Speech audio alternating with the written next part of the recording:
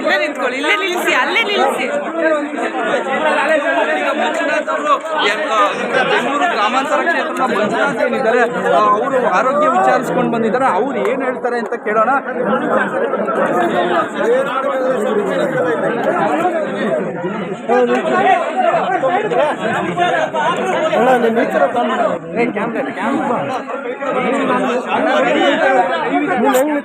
Sir ಹೇಳಿ sir, ಹೇಗಿದ್ದಾರೆ sir? ಮಾತಾಡಿದ್ರ? ಈಗ ನಾನು ನೋಡಿದೆ, ನಾನು ಮಾತಾಡಿದೆ ಮತ್ತು ಪರೀಕ್ಷೆ ಕೂಡ ಮಾಡಿದೆ. ಅವರು ಏಕಾಏಕಿ ಇದ್ದಾಗೆ ನಮ್ಮ ತಲೆ ಹಿಂಭಾಗಕ್ಕೆ ಜೋರಾಗಿ ಪೆಟ್ಟು ಬೀಳ್ತು. ಆ ಸಂದರ್ಭದಲ್ಲಿ ಒಂಥರ ಉರಿ ಬಂತು ಅಂತ, ಅವ್ರ ಕೂದಲು ಕೂಡ ಬಂತು ಅಂತ. ಮುಖ್ಯವಾಗಿ ಅಂದರೆ ಬಟ್ಟೆ ಜೊತೆ ಇನ್ನೇನಾದರೂ ಒಂದು ಗಟ್ಟಿ ಪದಾರ್ಥ ಏನಾದರೂ ಇದೆಯಾ ಗೊತ್ತಿಲ್ಲ ಅದು. ಬಟ್ ಈಗ ಅವರು ಸ್ವಲ್ಪ ತಲೆ ಸುತ್ತು ವಾಂತಿ ಬಂದಂಗೆ ಆಗುತ್ತೆ ಅಂತ ಹೇಳ್ತಾ ಇದ್ದಾರೆ. ಯಾವಾಗಲೂ ಅಷ್ಟೇ ತಲೆಗೆ ಪೆಟ್ಟ ಸಂದರ್ಭದಲ್ಲಿ ಈ ವಾಂತಿ ಬರಂಗಾಗೋ ಅಥವಾ ತಲೆ ಸುತ್ತು ಬಂದರೆ ಒಂದು CT ಸ್ಕ್ಯಾನ್ ಮಾಡಿಸ್ಬೇಕಾಗುತ್ತೆ. ಏನಾದರೂ ಅಕಸ್ಮಾತು ಮೆದುಳು ಒಳಗಡೆ ಏನಾದರೂ ತೊಂದರೆ ಆಗಿದೆಯಾ. ಸೊ ಈಗ ನಾನು ಇಲ್ಲಿ ಫಿಸಿಷಿಯನ್ ಆದಂಥ ಡಾಕ್ಟರ್ ಮೋಹನ್ ಅವ್ರಿಗೂ ಮಾತಾಡಿದ್ದೀನಿ. ಒಂದು CT ಸ್ಕ್ಯಾನ್ ಮಾಡ್ತಾ ಇದ್ದಾರೆ. ಅಲ್ಲೇ ಆದ ಜಾಗನಾದರೂ ಸರ್? ಅಲ್ಲ, ಅದು ಗೊತ್ತಿಲ್ಲ. ಅದೆಲ್ಲ ಪರೀಕ್ಷೆಗಳು ಮಾಡಬೇಕು. ಅದು ಮೇಲ್ನೋಟಕ್ಕೆ ಏಕಾಏಕಿ ಗೊತ್ತಾಗೋದಿಲ್ಲ ಸರ್. ಅಲ್ಲೇ ಆದ ಜಾಗದಲ್ಲಿ ಗಾಯ ಆಗಿದೆ, ಯಾಕೆಂದ್ರೆ ಅವರು ಆಸಿಡ್ ಏನೋ ಮಿಕ್ಸ್ ಮಾಡಿ ಎಸ್ತಿದ್ದಾರೆ ಅಂತ ಹೇಳಿದ್ದಾರೆ. ಏನಾದ್ರು ಬರ್ನ್ ಆಗಿದೆಯಾ? ಕೂದಲು ಬರ್ನ್ ಆಗಿದೆ ಸರ್. ನಾವು ಅಲ್ಲ, ಅದು ಈಗೇನಾಗಿದೆ, ಕಳೆದ ಹಲವಾರು ತಿಂಗಳ ಘಟನೆಗಳನ್ನು ನೋಡಿದರೆ ನಮಗೂ ಹಾಗೆ ಅನಿಸುತ್ತೆ. ಹೀಗಾಗಿ ಈ ರೀತಿ ವ್ಯವಸ್ಥೆ ಆಗಬಾರ್ದು.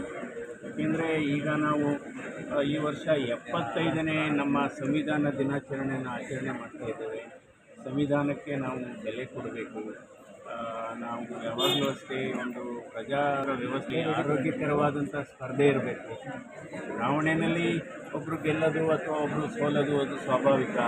ಬಟ್ ಆದರೆ ಇದು ನಿರಂತರವಾಗಿ ಈ ರೀತಿ ಮಾಡೋವಂಥದ್ದು ನಿಜವಾಗ್ಲೂ ಬಹಳ ಖಂಡನೀಯ ಅಂತ ನಾನು ಅಂತೀನಿ.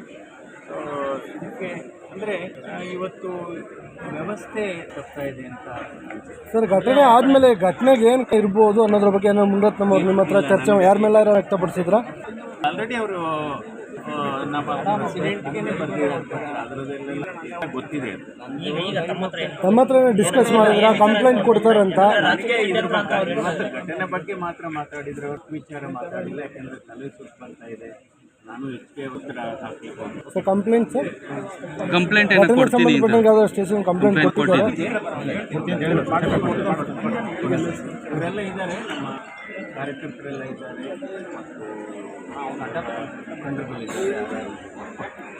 Thank you sir. Thank you.